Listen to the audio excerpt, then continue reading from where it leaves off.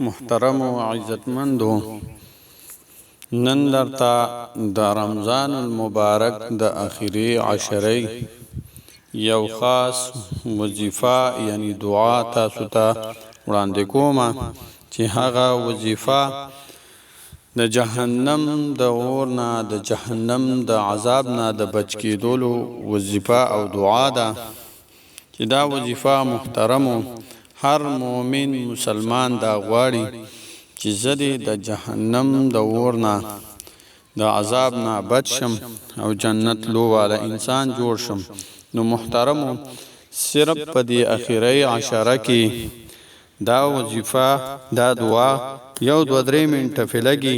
نو چې دا مونږه د لمن خاص ټیم ورکړو، یو مختصر ټیم ورکړو او دا وظیفه خامخا د ورځې وي که د شپې وي، دا دعا منګه نو چې څومره موږ نه کېدی شي څومره ډېره ویلی شو، نو چې هغومره ټیم هغه وخت موږ له ورکړو او الله جل شانه موږ د جهنم د عذاب نه او د جهنم د اور نه بچ کړي. بسم الله الرحمن الرحیم. السلام علیکم ورحمت الله وبرکاته. محترم و عزتمندو، امید در رب ذوالجلال نه ساتم چې تاسو بروغ جوړ یې. محترمو د رمضان المبارک اخیری عشره شروع ده او الله جل شانه په دې اخیری عشره کې د جهنم نه یې مسلمانانو ته نجات ورکوي، یعنی خپل بندگان د جهنم نه بری کوي، نجات ولا ورکوي. نو محترمو مسلمانانو هر سړی دا خواهش لري، بزړه کې دا تمنا او آرزو لري چې الله جل شانه موږ د جهنم د هیبتناک، د خطرناک او د هولناک عذاب نه موږ بچ کړي او الله جل شانه موږ جنت لو والا جوړ کړي. نو محترمو دا اخیری شپې ورځې دي د رمضان مبارک، ډېر برکتي، ډېر قیمتي ورځې شپې دي. نو چې مونږه هم ځان له دا ورځې شپې قیمتي کړو، نور هم قیمتي کړو. هغه په څه باندې قیمتي کېږي؟ هغه په نیکو اعمالو باندې، په دعاګانو باندې، د الله جل شانه په ذکر او اذکار باندې، د الله جل شانه د پاک کلام په تلاوت باندې، په عبادت باندې، په منځونو باندې به مونږه دا ورځې نور هم قیمتي کو.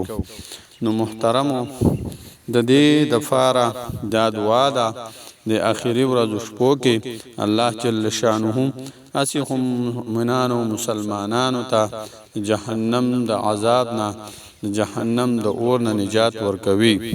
نو محترمو چې منګه دا وظیفه د ځان د فاره د ورځې وي که د شپې وي، مختصره وظیفه ده، ډېره مختصره، د یو څو سکنډه پې لګي. نو چې څومره زمونږ نه کېدی شي، که په ولاړه وي، که په روانه وي، که په ملاسته وي، که په ناسته وي، چې مونږ څه کار کوو که په هغې کې وي، نو چې مونږه د دې دپاره څه ناڅه ټیم د ورځې هم او د شپې هم وباسو او د دې وظیفې یعنی د دې دعا اهتمام کوو. نو الله جل شانه به موږ د جهنم د اور نه، د جهنم د عذاب نه نجات راکړي. نو محترمو هغه دعا څنګه ده؟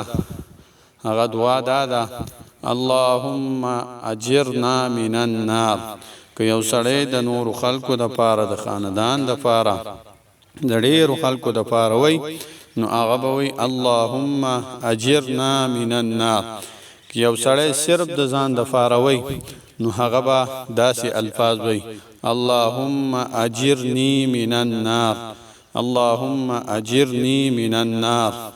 نو محترمو د ځان د پاره هم دا وظیفه کوي، د خپل مور او د فلار د پاره هم دا وظیفه کوي، د خپل خاندان والا د پاره هم، د خپل خويندو میندو د پاره هم او د خپل اولاد او د بچو د پاره هم دا وظیفه وکړي. الله جل شانه به مونږ ته هم او زمون خاندان، بچو، خويندو میندو، والدینو، صاحبین ټولو ته د جهنم د عذاب نه، د جهنم د اور نه نجات راکړي. د ثواب په نیت باندې دا ویډیو چې کومه ده دا د نورو ملګرو سره دوستانو سره هم شیر کړئ. السلام علیکم ورحمة الله وبرکاته.